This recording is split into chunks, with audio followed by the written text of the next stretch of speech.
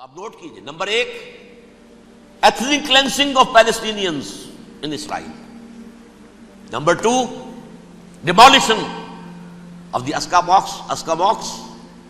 and the Qubbat al-Sakhra. نمبر 3 امریکہ کو الٹیمیٹم، تم اب اپنے ٹانگ درمیان میں مت لڑاؤ، اور اس کے لیے دھمکی، اگر تم نے ہمارے معاملے میں رکاوٹ ڈالی تمہاری اینٹ سے اینٹ بجا دیں گے. نیتن یاہو نے یہ کہا تھا میں واشنگٹن میں آگ لگا دوں گا. یہ انہوں نے امریکہ میں عظیم ترین دہشت گردی کر کے امریکہ کی ایڈمنسٹریشن کو، انتظامیہ کو یہ دھمکی دے دی ہے کہ باز آ جاؤ. چنانچہ میں یہ بات کہہ کے پرسوں جمعے میں اپنی مسجد دارالسلام سے نکلا، شام کو، اسی شام کو میں نے ایریل شیرون کی تقریر سن لی T V per. It is not acceptable. Don't appease the Arabs at our expense. We are not going to become Czechoslovakia. We have to depend on ourselves only and rely on ourselves only. کیا مطلب ہے اس کا؟ کس کو سنا رہا ہے؟ امریکہ بہادر، ہم تمہارے محتاج نہیں ہیں، ہم تمہارے ٹکڑے اڑا دیں گے، ٹکڑے کر دیں گے تمہارے، تم بیچ میں آؤ تو صحیح. اب اور دیکھ لو ایک نشانی ہم تمہیں دکھا دیتے ہیں.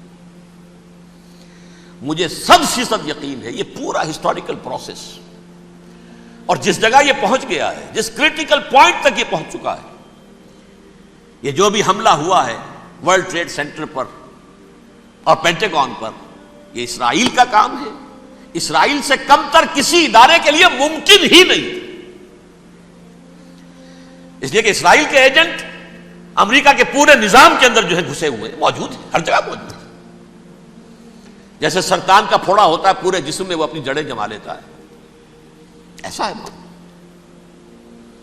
پوری ایڈمنسٹریشن، پوری اکانومی، تمام ذرائع ابلاغ، پرنٹڈ میٹر ہو یا یہ کہ الیکٹرانک میڈیا، سب ان کے قبضے میں. ڈیفنس کا سارا معاملہ ان کے قبضے میں ہے. کوئی اور طاقت یہ کر ہی نہیں سکتی. امریکہ، اس کے سیکیورٹی کے معاملات تہ در تہ، دائرہ اندر دائرہ، اس دائرے تک 100 میل تک کوئی جہاز آ جائے گا اگر کہیں جو کہ ان آئیڈینٹیفائی ہو تو یہ ہو جائے گا، کوئی اس سے آگے آگے تو یہ ہو جائے گا، اس سے آگے، اور وہ آ رہا ہے، چلا آ رہا ہے. پینٹاگون پر آ گیا ہے اور 1 گھنٹے بعد آیا ہے. پہلی اسٹرائک جو ہوئی ہے ورلڈ ٹریڈ سینٹر، اس کے 1 گھنٹے کے بعد پینٹاگون پر آ گیا. پینٹاگون وہ تو یوں سمجھیے ان کی مملکت کا حساس ترین دفاع کا مرکز، اور اس کا 1/3 حصہ جلا کے راکھ کر دیا انہوں نے. یہ دھمکی دی ہے، لیکن اس سے ان کے پیش نظر مقاصد کیا تھے؟ 3. اس دہشت گردی کے 3 مقاصد.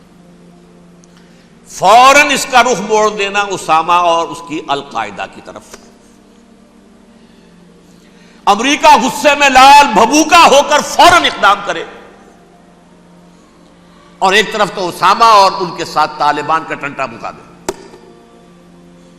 اور دوسری طرف چونکہ پاکستان الائی ہے اور پاکستان کے عوام جو ہیں وہ طالبان کے ہمدرد ہیں، وہ اگر اٹھے تو ان کا بھی بیڑا گرک. ایک تیر سے 2 شکار تو ادھر ہو جائیں، جو مستقبل میں انہیں خطرہ ہے.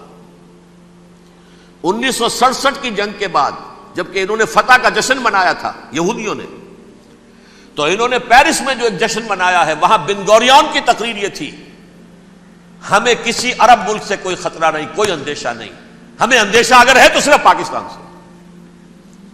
یہ ہے وہ بات جو میں نے کہی تھی. نکتہ کیا ہے؟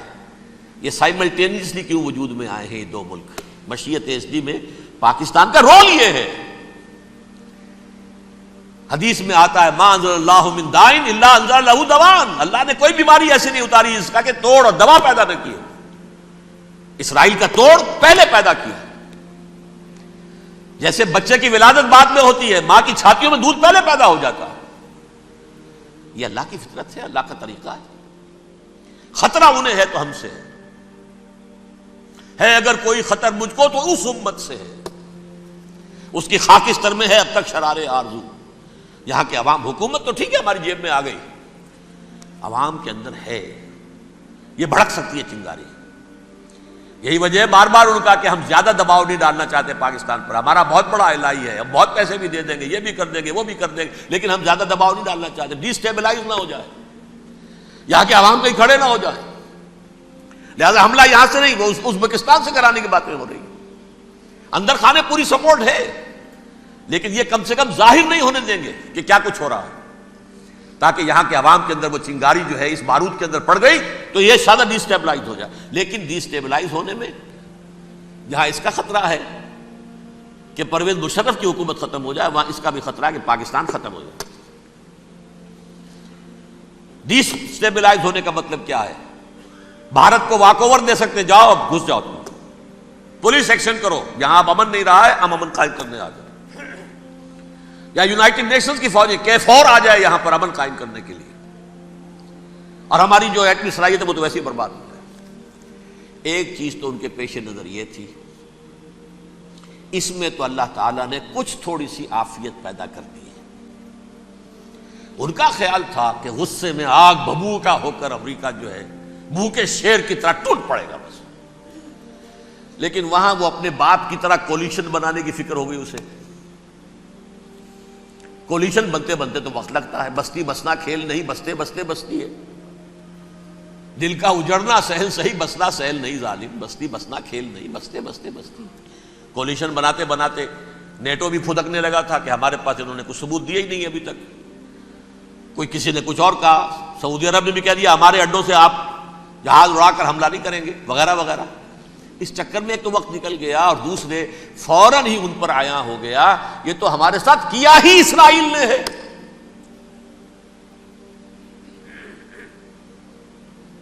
لیکن یہ بات لیک نہیں کرنا چاہتے. میں نے خود سنا اور بھی بہت لوگوں سے کہا کہ یہ باقاعدہ اسٹیٹ ڈپارٹمنٹ کی طرف سے ٹی وی پر, CNN پر, BBC پر یہ اعلان آیا کہ یہ جو انویسٹیگیشنز ہو رہی ہیں اس حادثے کی تحقیقات کی, اس کی معلومات لیک کیوں ہو رہی ہیں, لیک نہیں ہونی چاہیے. کیوں؟ اسامہ کے خلاف اگر کوئی ثبوت ہے لیک ہو جائے 1000 مرتبہ, کسی کو کوئی نقصان ہے؟ یہ کون سا تھا, کون سا لیکیج ہے جسے روکنا مقصود ہے؟ وہ تو ہمارا متمنا ہے, ہمارا بیٹا ہے, وہ کر رہا ہے. اس گھر کو آگ لگ گئی گھر کے چراغ سے, but they have given a message to the United States of America,